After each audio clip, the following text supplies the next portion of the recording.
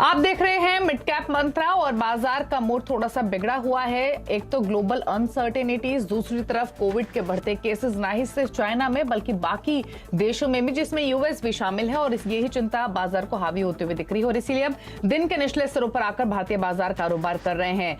Sensex 350 अंक आपकी screen पर, निफ्टी जहां खुला वहां से नीचे ही आया है, वो भी डे लो पर ही ट्रेड कर रहा है और 18,300 के नीचे के लेवल्स आप निफ्टी पर अब फिलहाल दिखाई दे रहे हैं। 18,285 के लेवल्स है। बैंक निफ्टी भी दिन के ऊपरी स्तरों से फिसलते हुए अब दिन के निचले स्तरों के आसपास ही कारोबार कर रहा है। तो आज का मार्केट थोड़ा सा प्रेशर वाला मार्केट आपको दिखाई देगा, क्योंकि अब अगर आप निफ्टी बैंक देखेंगे तो ज्यादा प्रेशर यहां दिखाई दे रहा है। 300 पॉइंट नीचे आ चुका है, 0.25% के आसपास की कमजोरी है। फटाफट से एक बार ग्लोबल संकेत देखेंगे, उसके बाद बताएंगे कि अब तक मार्केट में हुआ क्या है और कौन सी पॉकेट से सबसे ज्यादा प्रेशर बाजार पर क्रिएट कर रही है। हालांकि अगर आप क्यूज देखेंगे आज के सेशन में तो ग्लोबल मार्केट्स में भी कोई बहुत ज्यादा रौनक आज के सत्र में है नहीं। एशियन मार्केट्स अगर आप की नजरें रहेंगी तो वहां पर हमने आज के कारोबार में थोड़ा मिला जुला ट्रेंड देखा है। हांगकांग का बाजार हल्का ऊपर दिखाई देगा, लेकिन शंघाई नीचे है, निक्केई 0.1% नीचे है, कॉस्पी में भी दबाव देखने को मिल रहा है। अमेरिका के फ्यूचर्स हालांकि आधा % ऊपर है। नेस्डेक का फ्यूचर 58 पॉइंट्स की बढ़त के साथ कारोबार कर रहा है और डाउ फ्यूचर्स भी 182 पॉइंट ऊपर है। तो अमेरिका के फ्यूचर्स ऊपर ट्रेड कर रहे हैं, आधा % की मजबूती वहां दिखाई दे रही है। तो अब तक हुआ क्या है मार्केट में? बाजार में दबाव बना हुआ है, दिन के निचले स्तरों पर आकर मार्केट इस समय कारोबार कर रहे हैं। क्या यहां से और फिसलेंगे या थोड़ा सपोर्ट लेंगे? अमेरिका की फ्यूचर्स को देखते हुए ये देखना होगा, लेकिन इस समय 100 अंकों की कमजोरी निफ्टी में देखने को मिल रही है। इनफैक्ट अगर आप आज मिड कैप्स को भी देखेंगे तो वहां भी दबाव ही है, आधा % के आसपास नीचे इंडेक्स कारोबार कर रहा है। लेकिन हाँ, एक सच ये भी है कि कुछ सिलेक्टिव पॉकेट्स आपको मिड कैप स्मॉल कैप में दिखाई देंगे, जहां पर थोड़ी खरीदारी का मोमेंटम बना हुआ है। लेकिन अगर आप सेक्टर स्पेसिफिक देखेंगे तो आईटी और हेल्थ केयर, इन दोनों के अलावा सभी सेक्टर्स लाल निशान में कारोबार कर रहे हैं इस समय।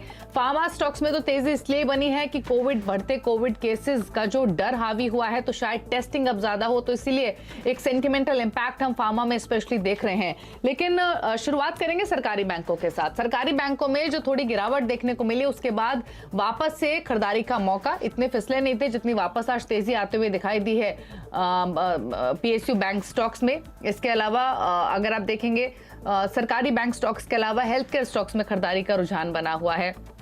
तो ये कुछ सेलेक्ट पॉकेट्स है जहां पर आज तेजी देखने को मिली है। चलिए मिड कैप के गेनर लूजर्स देखेंगे, उससे पहले गावा साहब को इंट्रोड्यूस करते हैं और उनसे राय ले लेते हैं स्टॉक्स पर और साथ ही साथ इंडेक्स पर। गावा साहब नमस्कार, स्वागत है आपका।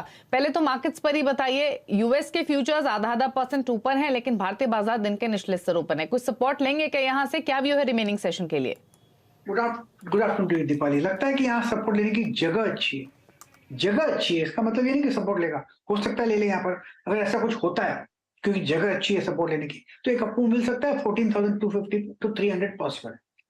लेकिन रियल स्ट्रेंथ दिखाई देगी जब ये 14,000 सॉरी जो निफ्टी है करीब 18,000, अभी 18,250 के यहाँ सपोर्ट है। रियल स्ट्रेंथ दिखाई देगी जब ये 18,400 पार कर लेगा, वहां पर रियल स्ट्रेंथ है, तब तक नहीं। और निफ्टी बैंक की बात करें तो कहूंगा यहाँ पर 43,000 के आसपास सपोर्ट है, जोन है। यहाँ से बाउंस मिलता है तो 43,300 पॉसिबल है, लेकिन रियल स्ट्रेंथ मिलेगी जब 43,500 के ऊपर जाए। तो 43,500 बैंक निफ्टी और निफ्टी करीब 18,400 पार करना जरूरी है। ओके, चलिए, तो ये व्यू है आपके लिए निफ्टी बैंक निफ्टी दोनों पर। हालांकि प्रेशर तो है।